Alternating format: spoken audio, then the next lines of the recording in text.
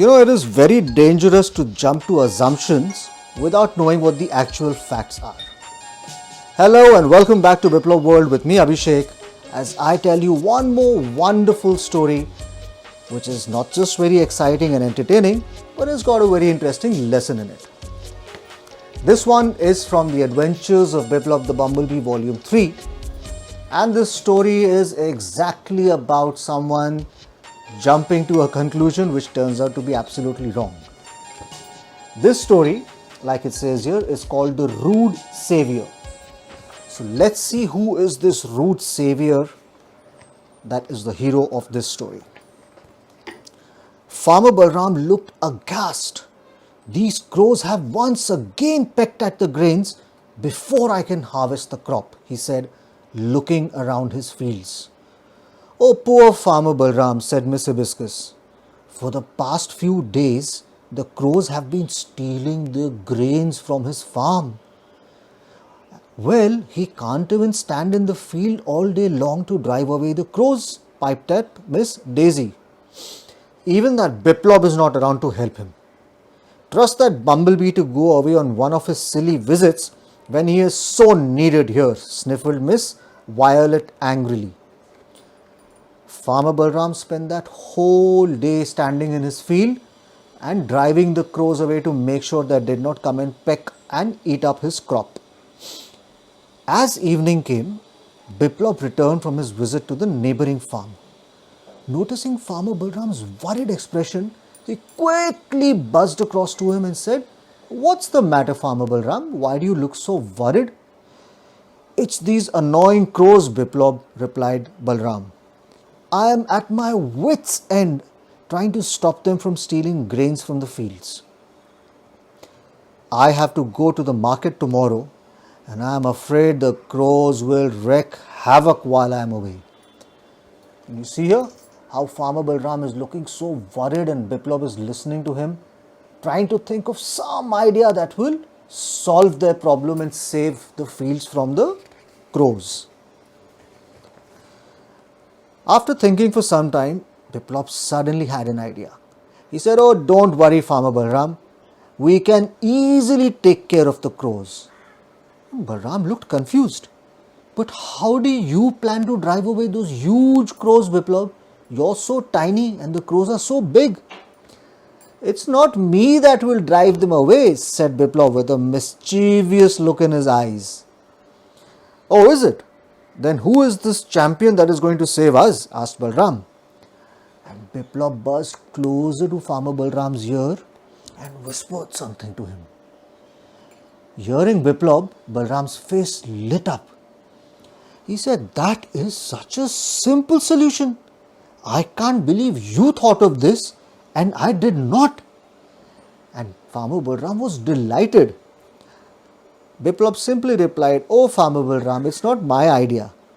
I had gone to the neighboring farm today and I saw them doing something similar to this. So why don't we do the same thing? Because if it's working for them, it should work for us too."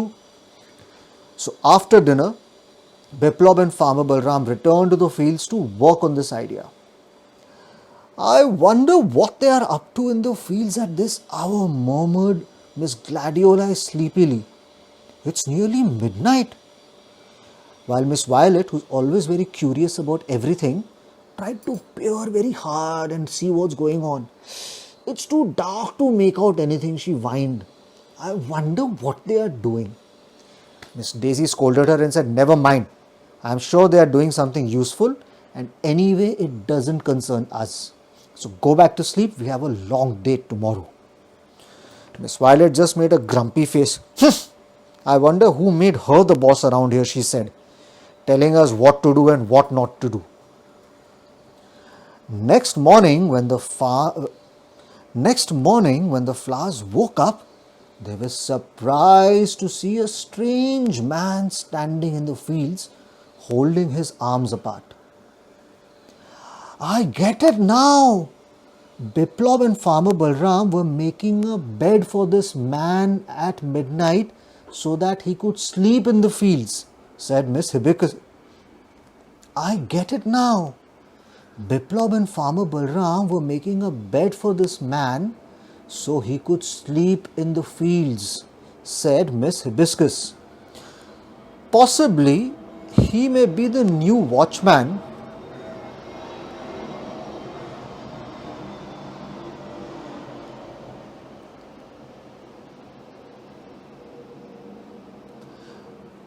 Possibly he may be the new watchman hired to drive the crows away, added Miss Daisy.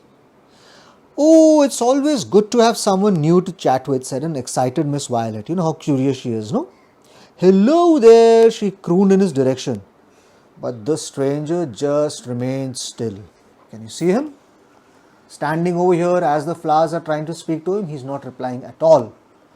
The good thing is, because he was standing in the fields, the crows kept on circling on top, but none of them dared to go down into the field and steal the grains.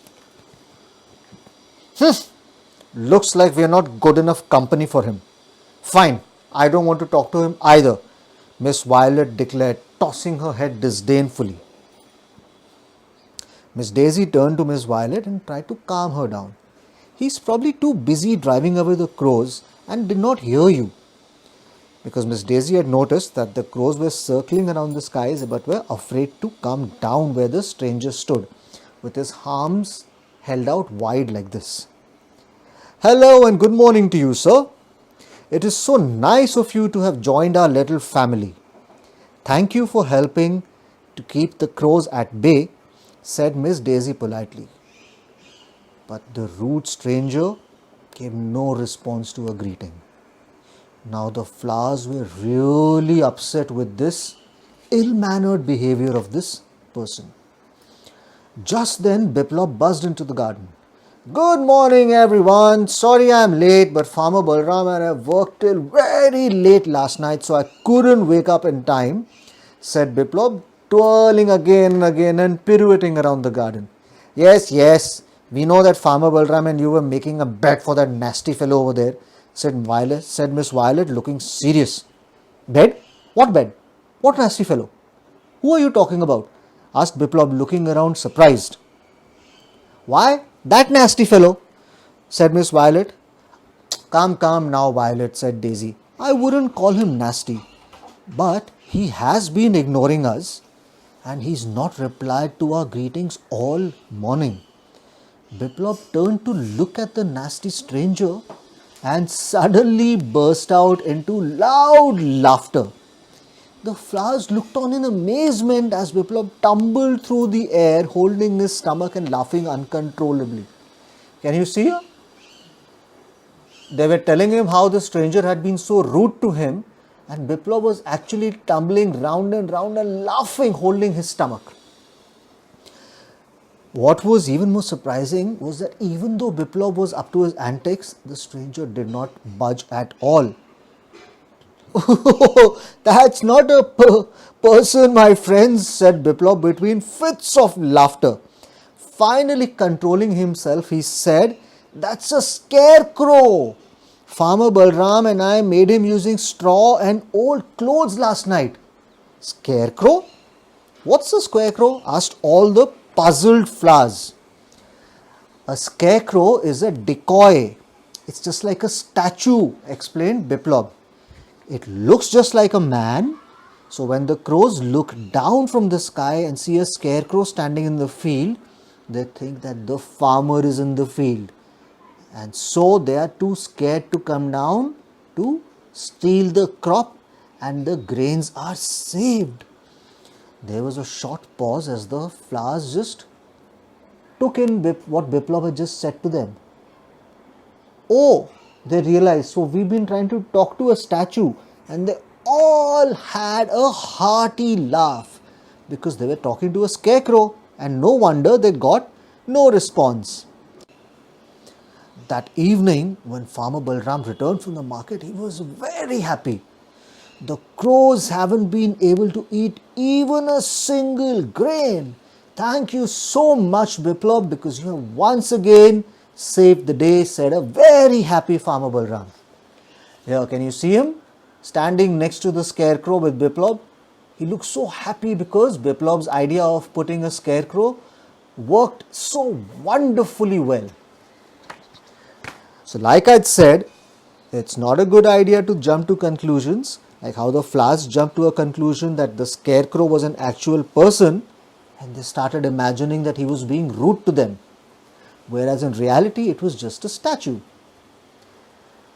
Once again, Biplob had used a perfectly natural, eco-friendly manner to save his friends, to save Farmer Balram's crops from the crows.